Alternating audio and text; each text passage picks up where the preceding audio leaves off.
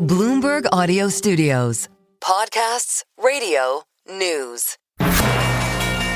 This is a breaking news update from Bloomberg. Instant reaction and analysis from our 3,000 journalists and analysts around the world. I'm Doug Krisner, and we do have breaking news regarding the Federal Reserve. Tonight, President Trump removed Governor Lisa Cook. This is effective immediately. You may recall last Friday, Trump said he would fire Cook if she did not resign over accusations of alleged mortgage fraud. For a closer look now, I'm joined by Bloomberg's Enda Curran. He is global economy reporter joining us from Washington, D.C. And it's always a pleasure. Directionally, if you look at the developments over the last week, this move seems to have been entirely predictable, does it not? Well, it's fast-moving, Doug, no doubt about it, and we're into something of unprecedented territory here because we now have a president removing a Fed governor for cause, not something many are familiar with. So at the very least, there's probably going to be some legal debate over this, whether or not the president has the powers, whether or not the grounds are there for that, and of course, we have to await Ms. Cook's response. She said she wouldn't be bullied out of her position and has said she would come back with an explainer about the allegations of mortgage fraud in the first place. So there's a whole legal side of this that probably needs to play out. But on face value, the president appears to have removed a governor at a very critical juncture for Fed policy, at a time when key appointments are coming up for vacancy, at a time when the president is very critical of the Fed for not bringing down interest rates.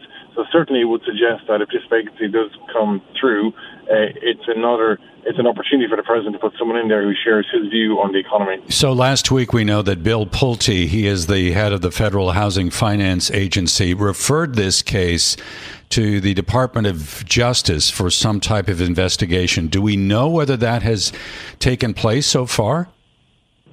We don't have much detail on that, but clearly it's been fast-moving since it emerged only last week, maybe mid-last week to where we are now. It's a pretty quick-moving exercise, but by all accounts, the president seems to have made his own decision on this, Doug.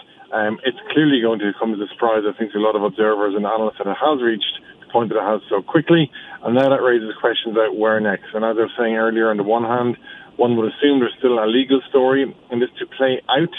And then on the other side, you have to ask, well, what does it mean for policy? Will this vacancy come through? And therefore, what does it mean for where interest rates are headed near term? So it's quite a significant moment for the Fed, both legally and in terms of its independent standing from the White House, and of course on the policy front too.